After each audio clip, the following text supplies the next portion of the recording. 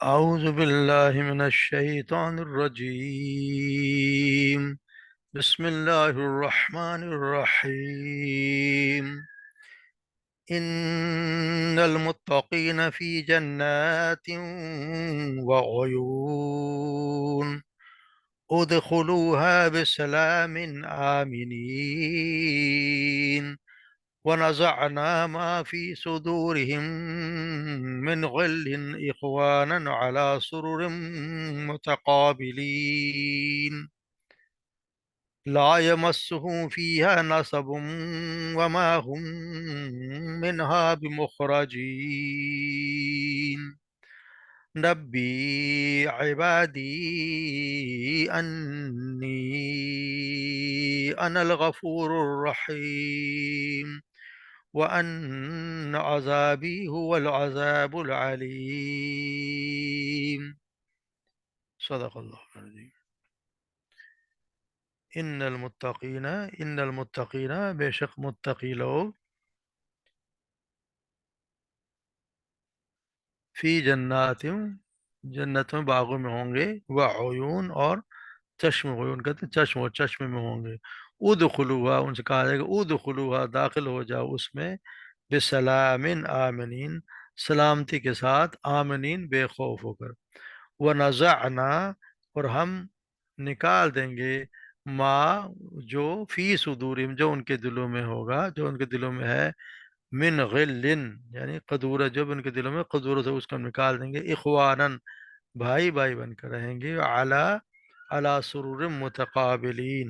تختوں پر آمنے سامنے بیٹھے ہوں گے، علی سرور تختوں پر متقابلین آمنے سامنے بیٹھنے والے ہوں گے. لا یمسہم نہیں چھوئے گی انہیں، فیہا اس میں، نصبم کوئی تھکاوٹ، وما ہم اور نہ ہی وہ، منہا اس میں سے، بمخرجین نکالے جانے والے ہوں جائیں، یعنی وہ اس میں سے نکالے جائیں گے. نبی یعنی خبر دے دیجئے، آپ خبر دیجئے، عباد میری خبر دی، عبادی میرے بندوں کو، آپ میرے بندوں کو خبر دے دیجئے، انی کہ بے شک میں، ان الغفور الرحیم بے شک میں ہی، ان الغفور الرحیم میں ہی غفور الرحیم ہوں، بہت بخشنے والا اور نہایت رحم کرنے والا ہوں. وَأَنَّا اور بے شک، عذابی میرا عذاب، هو العذاب العلیم وہ ہے عذاب العلیم دردناک عذاب، یعنی میرا عذاب بھی دردناک عذاب ہے. جیسے ہم کل پڑھائے ہیں جہنم کا ذکر ہم نے پڑھا ہے، تو قرآن کا یہ اسلوب ہے کہ جب ایک بات کی جائے تو مقابلے میں اس کے دوبارہ، یعنی کہ اگر دوزخ کی بات، جہنم کی بات ہو رہی ہے تو پھر اس کے بعد اس کی جنت کی بات ہوتی ہے. اسی طرح اگر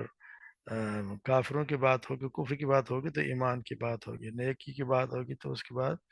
بدی کی بات ہوگی تو صالحین کی بات ہوگی. اسی طرح یہ اسلوب رہا. تو اسی طرح اب کل ہم نے جہنم کے بارے میں پڑھا، تو آج ان لوگوں کے بارے میں پڑھا جا رہا ہے جو ان المتقین، متقی سے مراد ہے کہ وہ لوگ جو شیطان کی پیروی سے بچے رہے ہیں، وہ جنہوں نے اللہ سے ڈرتے ڈرتے ابدیت کی زندگی گزاری، تو وہ متقی لوگ ہیں. ان المتقین فی جنات وعیون تو وہ ہوں گے، وہ داخل کیے جائیں گے، یعنی کہ جنت کے ایسے باغوں میں ہوں گے، چشمے بھی باغوں اور چشمے میں ہوں گے. پھر ان سے کہا جائے گا ادخلوها بسلام آمنین کہ اس میں داخل ہو جاؤ اور سلامتی کے ساتھ، بے خوف و خطر، یعنی اس میں سلام داخل، اس میں کوئی خوف و خطرہ نہیں ہے، اس میں جگہ سلامتی کے ساتھ داخل ہو جاؤ. ونزعنا اور ہم نکال دیں گے، ما فی صدورہم جو ان کے دلوں میں ہے، من غل جو کوئی کدورت، اخوان اور بھائی بھائی بن کر وہ، یا بھائی بھائی بن کر وہ رہیں گے، اور آپس میں تخت پر بیٹھیں گے آمنے سامنے. یعنی نیک لوگوں کے درمیان آپس کی جو کوئی غلط فہمیاں دنیا میں کچھ اگر ہیں، قدورتیں پیدا ہو گئی ہوں گی، تو جنت میں داخل ہونے کے بعد وہ دور ہو جائیں گے، اور ان کے دل ایک دوسرے کی طرف سے بالکل صاف ہو جائیں گے. اسی لیے وہ جنت میں ایک دوسرے کے آمنے سامنے بیٹھے ہوں گے، بھائیوں کی طرح آمنے سامنے بیٹھے ہوں گے، اور اس پہ اسی لیے ہوں گے کہ وہ ان کی قدورتیں نکال دی جائیں گی. یعنی کہ دنیا میں نیک لوگوں کے درمیان کچھ انسان کے رنجشیں، بدمزگیاں، آپس میں غلط فہمیاں ہوں، تو آخرت میں سب دور کر دی جائیں گی. ان کے دل ایک دوسرے سے بالکل صاف ہو جائیں گے، وہ مخلص دوستوں کی حیثیت سے جنت میں داخل ہوں گے. ان میں سے کسی کو یہ دیکھ کر بھی کوئی تکلیف نہ ہوگی کہ جو میرا مخالف تھا، اور جو فلاں جو مجھ سے لڑا تھا، اور جو مجھ سے جو تنقید کی تھی، آج وہ بھی اسی ضیافت میں میرے ساتھ شریک ہے جس میں میں بیٹھا ہوا ہوں۔ تو اس آیت کو پڑھ کر سیدنا علی نے فرمایا تھا کہ مجھے امید ہے کہ اللہ میرے اور عثمان اور طلحہ اور زبیر کے درمیان بھی صفائی کرا دے گا۔ اس آیت کو اگر ویسے وسیع نظر سے دیکھا جائے تو نتیجہ ہم نکال سکتے ہیں کہ صالح انسانوں کے دامن پر اس دنیا کی زندگی میں کوئی جو داغ لگ جاتے ہیں، اللہ تعالیٰ ان داغوں کے سمیت انہیں جنت میں نہ لے جائے گا، بلکہ وہاں داخل سے پہلے اپنے فضل سے انہیں بالکل پاک صاف کر دے گا، اور وہ بے داغ زندگی لیے ہوئے وہاں جائیں گے۔ یعنی جب جنت میں جائیں گے تو ان کی زندگی کوئی داغ نہیں ہوگا، آپس میں کوئی کدورت نہیں ہوگی۔ جیسا سیدنا ابو ہریرہ فرماتے ہیں کہ آپ صلی اللہ علیہ وسلم نے فرمایا، جنتیوں کے دل ایک آدمی کے دل جیسے ہوں گے، نہ ان میں کوئی اختلاف ہوگا اور نہ بغض ہوگا۔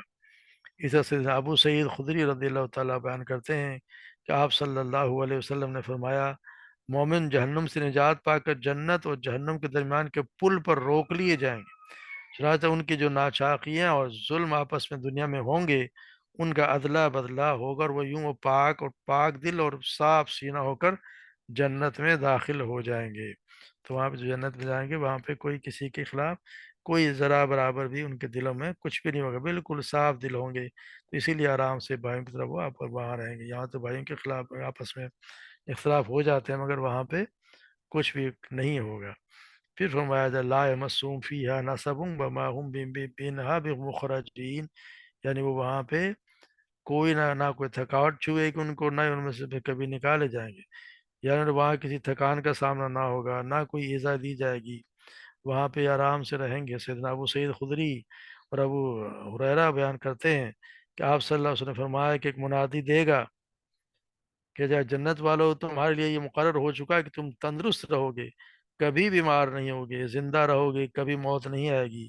جوان رہو گے، کبھی بوڑھے نہیں ہوگے، اور راحت میں رہو گے، کبھی تکلیف نہیں ہوگی۔ تو اس طرح اس کا مطلب یہ ہے کہ جو اللہ تعالیٰ نے اس فرمان جو سورہ اعراف میں پڑھا ہے، اللہ تعالیٰ نے وَنُودُوا أَن